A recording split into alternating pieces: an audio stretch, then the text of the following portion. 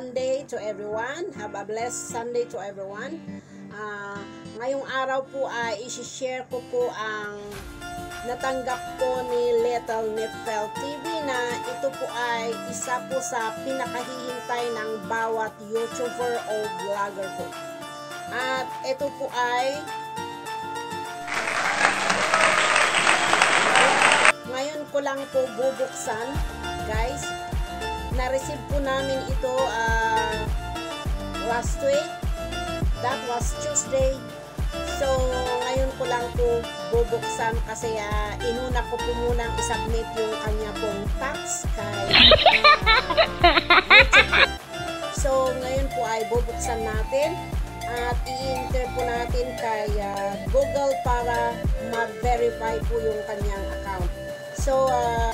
So bago po natin bubuksan ito ay itong AdSense pin po na ito, nag-email po si Google April 28 na-email na daw po itong Google AdSense pin.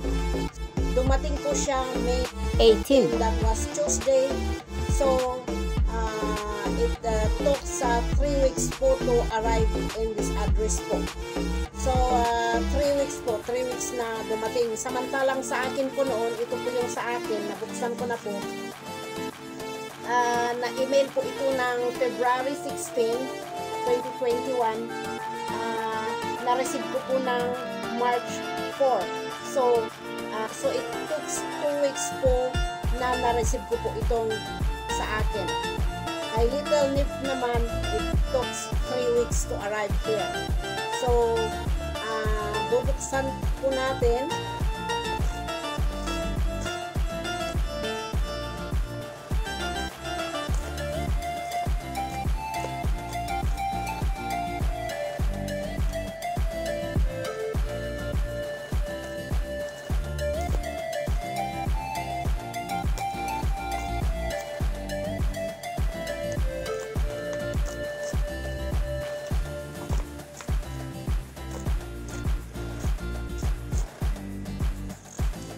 Tadaan!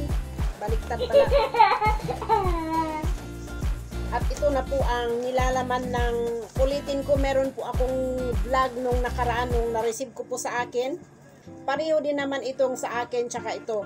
So, para sa hindi po nanood doon sa nakaraan ko pong video, maaari nyo pong panoorin ito. Your Google AdSense Personal Identification Number PIN.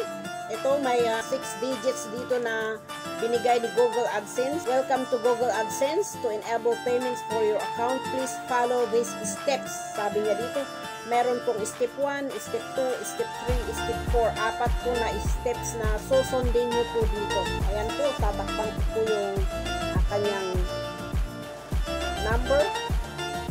Ayan po, step 1, step 2, step 3, step 4. So, ito po ay susundin lang po ninyo. I-type yung www.google.com/AdSense. Ayan po ang step 1. Tapos, step 2 po, click the gear icon. Click the gear icon and select payments po. Doon po sa payment, pindutin lang po ninyo yung payments na yon. Tapos, doon po kayo mag-i-enter. Tapos, step 3 po, in left navigator bar sa kaliwa, click amount information, then click verify address. Yan, i-verify nyo po yung address nyo. So, in the left navigator bar, click account information, then click verify address. Ayan, i-verify nyo po yung address ninyo. Tapos, step 4 po, enter your PIN as it appears on the right and click submit PIN. Ayan, yung 6 po na number dito sa kanan. Ito po yung ilalagay doon bago po nyo i-submit itong PIN na to. Yun lamang po, at ang gagawin ko po ngayon is isasubmit ko po itong PIN na ito.